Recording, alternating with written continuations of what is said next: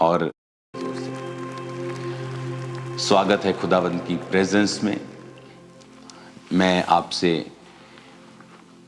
बहुत हज़ारों किलोमीटर दूर हूं और 2-3 दिन में फिर मेरी फ्लाइट है। जल्दी मैं आपके बीच में हूँगा, लेकिन स्पिरिट में मैं आपको देख रहा हूँ। मैं आपके बिल्कुल पास हूँ। सब कुछ परमेश्वर का आत्मा आपके बीच में कर रहा है। आज जो मैसेज खुदावंद ने मुझे दिया है आप लोगों के लिए, अगर आप उसे समझ जाएंगे तो लाइफ स्ट्रगल नहीं रहेगी। Life is not a struggle, life is a blessing, life is a gift. जो परमेश्वर ने दिया है वो स्ट्रगल कैसे हो सकता है? लेकिन वचन ये कहता है, इमेजिन करो आदम जब बनाया गया और जब वो पाप में गिरा तो फिर भी वो 900 साल से ऊपर जिया। 930 साल, 969 साल सबसे ज्यादा आदमी वो जिया। मतुशले, हनोक, अगर आप इस पीढ़ी को आप देखेंगे तो सबसे ज्यादा ये जिए। इमेजिन करो पाप करने के बाद भी वो 1000 साल के करीब जीते थे। तो सोचो अगर वो पाप नहीं करते, वो कितने हजारों साल परमेश्वर ने उनको चलने के लिए बनाया था। उनका हार्ट 900 साल काम करता रहा, उनकी किडनीज, उनके लीवर, उनका ब्लड सिस्टम, उनके हार्मोन्स, उनकी आंखें। इमेजिन करो कि 900 साल तक कोई डॉक्टर नहीं होते थे तब कि ऐनक लगवा दी आपको। 900 साल तक वो जिए, क्योंकि परमेश्वर ने जब इंसान को बनाया उसने परफेक्ट बनाया, एक्सीलेंट बनाया। आज आप 1000 करोड़ का, 700-800 करोड़ का प्राइवेट प्लेन ले लो, 30 साल में वो पुराना हो जाता है। 20 साल बाद उसे अमीर लोग चेंज करने पे आ जाते हैं। कुछ तो 10 साल में चेंज कर देते हैं, 15 साल में चेंज कर देते हैं। 30 साल बाद वो आउटडेटेड सा लगता है, चलता है। लेकिन इमेजिन करो एक चीज 700 करोड़ की, 1000 करोड़ की, 1200 करोड़ की है और उसकी लाइफ 20-30 साल में वो रिटायर होने पे आता है। तो इमेजिन करो परमेश्वर ने जो इंसान बनाया वो 1000 साल जीता था। सोचो उसकी क्या वैल्यू होगी। अब इंसान 100 साल जीता है, 120 साल परमेश्वर ने उसकी उम्र ठहराई है, लेकिन अब वो 120 साल से भी कम जी रहा है। जैसे जैसे पाप बढ़ता गया उम्र कम होती गई। जैसे जैसे परमेश्वर के वचन के खिलाफ चीजें होती गईं, परमेश्वर अपनी ब्लेसिंग को कम करता गया। नूह के टाइम परमेश्वर ने कहा आदम यानी इंसान की उम्र 120 वर्ष की होगी। पता नहीं उसके बाद शायद परमेश्वर ने कुछ और डिसीजन ले लिया होगा, वो तो बाइबल में रिकॉर्ड हो गया। शायद अब और डिसीजन परमेश्वर का हो गया, अब 120 भी नहीं होगी। आप देखो अपने आसपास लोग 120 साल के अब नहीं जा रहे हैं।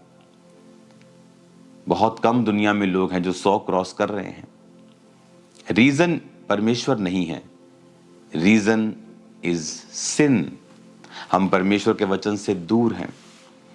आज जो चीज मैं आपको दिखाना चाहता हूं उसे आप बड़े ध्यान से समझें। भजन संहिता 38 उसकी एक आयत में लिखा है, हे यहोवा क्रोध में आकर मुझे झिड़क न दे, ना जल जलाहट में आकर मेरी ताड़ न कर। क्योंकि तेरे तीर मुझ में लगे हैं और मैं तेरे हाथ के नीचे दबा हूं। तेरे क्रोध के कारण मेरे शरीर में कुछ भी आरोग्यता नहीं, मेरे पाप के कारण मेरी हड्डियों में कुछ भी चैन नहीं। क्योंकि मेरे अधर्म के कामों में मेरा सिर डूब गया और वह भारी बोझ के समान मेरे सहने से बाहर हो गए हैं। मेरी मूढ़ता के कारण कोड़ों से लगे मेरे घाव बसाते हैं और सड़ गए हैं। मैं बहुत दुखी हूँ और झुक गया हूँ और दिन भर मैं शोक का पहरावा पहने हुए चलता फिरता हूँ। क्योंकि मेरे कमर में जलन है और मेरी शरीर में आरोग्यता नहीं। मैं निर्बल और चूर हो गया हूँ, मेरे मन की घबराहट से कराहता हूँ। हे प्रभु, मेरी सारी अभिलाषा तेरे सम्मुख है और मेरा कराहना तुझसे छिपा नहीं। मेरा हृदय धड़कता है, मेरा बल घटता जाता है, मेरी आंखों की ज्योति भी मुझसे जाती रही। मेरे मित्र मेरे संगी विपत्ति में अलग हो गए, मेरे कुटुंबी भी दूर जा खड़े हुए। ये कौन कह रहा है? ये दाऊद कह रहा है। दाऊद इसमें खुदा से कह रहा है कि तेरे तीर मुझ में लगे हैं, मैं तेरे हाथ के नीचे दबा हूं, मेरे शरीर में कुछ भी अच्छा नहीं, मेरी हड्डियों में चैन नहीं, मैं दुखी हूं, झुक गया हूं, कमर में जलन है, निर्बल हो गया हूं, घबराता रहता हूं, हृदय धड़कता है, हार्ट बीट बढ़ जाती है, बल कम हो गया है, आंखों की ज्योति कम हो गई है और लोग भी मेरे साथ नहीं। इसका रीजन दाऊद ने क्या दिया? इसका रीजन अगर आप देखेंगे 3 आयत में लिखा है, कहता मेरे पाप के कारण मेरी हड्डियों में कुछ भी चैन नहीं। दाऊद की जिंदगी में सब कुछ अच्छा था।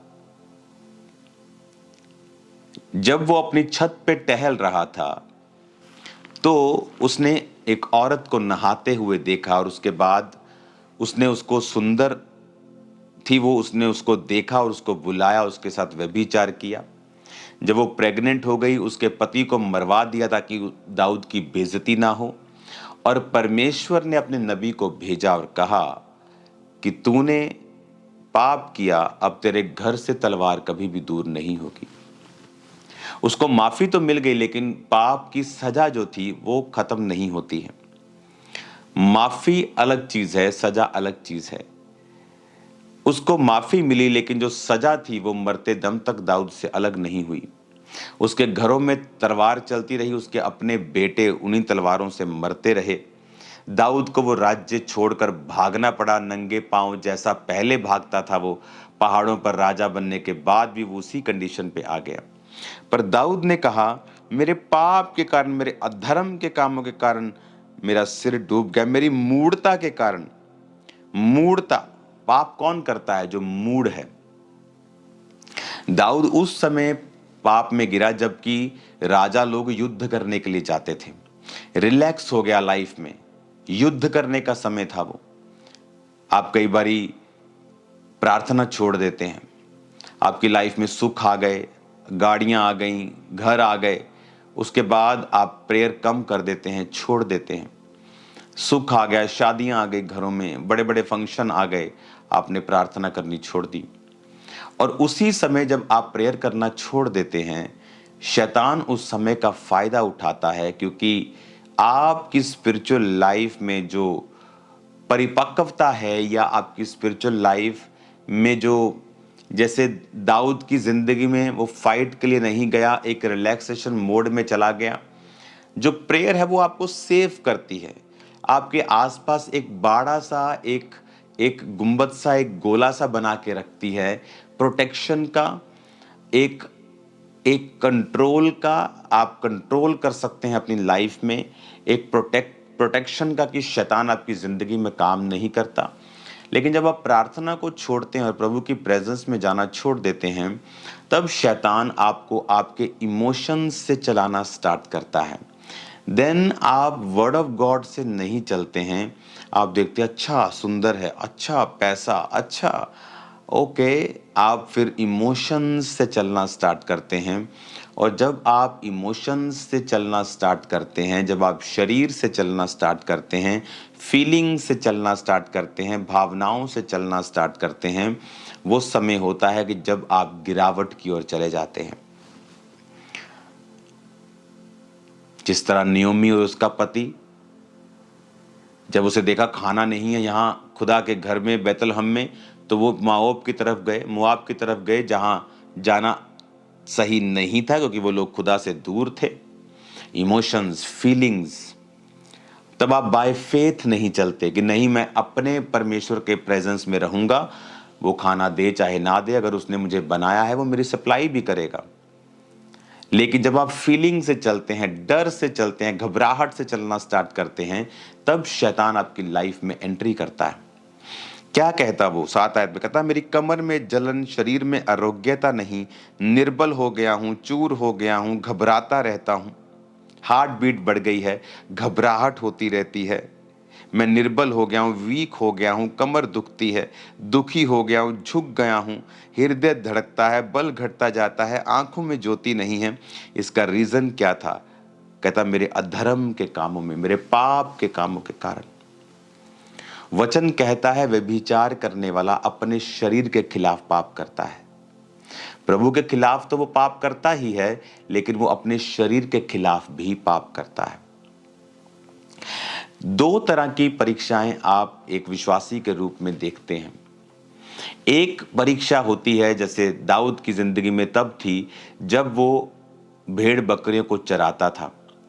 इसीलिए भेड़ बकरियों को चराता था क्योंकि फैमिली में रिजेक्टेड था, इसीलिए रिजेक्टेड नहीं था क्योंकि वो पापी था, वो इसलिए रिजेक्टेड था क्योंकि उसकी बातें उनके साथ मिलती नहीं थी, वो धर्मी था। यूसुफ के जीवन में परीक्षा आई जब वो गड्ढे में गिराया गया, इसलिए नहीं कि वो पापी था, इसलिए कि वो दूसरों से ज्यादा धर्मी था। जब वो बात करता था तो दूसरे चिढ़ते थे, जब वो बात करता था दूसरे चिढ़ते थे। क्यों चिढ़ते थे? क्योंकि जो धर्मी की बातें होती हैं वो दूसरा व्यक्ति जो पापी है, जो शारीरिक है, उसके लिए वो मूर्खता की बातें, उसके लिए वो बेवकूफ़ी की बातें हैं, उसके लिए वो बुद्धिमानी की बात नहीं है। वो सांसारिक रूप में चलते थे और इसीलिए वो उससे नफरत करते थे और उसको गड्ढे में गिराया। एक तो ये परीक्षा है, ये परीक्षा आपके पाप के कारण नहीं, आपकी पवित्रताई और प्रभु में अच्छी तरह से चलने के कारण है। इस परीक्षा के कारण आपके जीवन में दुख नहीं होगा। वो दुख जो आपको लगता है दुख है, वो धीरे धीरे परमेश्वर उसको आनंद में और विक्ट्री में और टेस्टिमनी में बदल देता है, क्योंकि उसी यूसुफ को परमेश्वर ने ट्रेंड किया और फिर वो प्रधानमंत्री की कुर्सी तक पहुंचा। लेकिन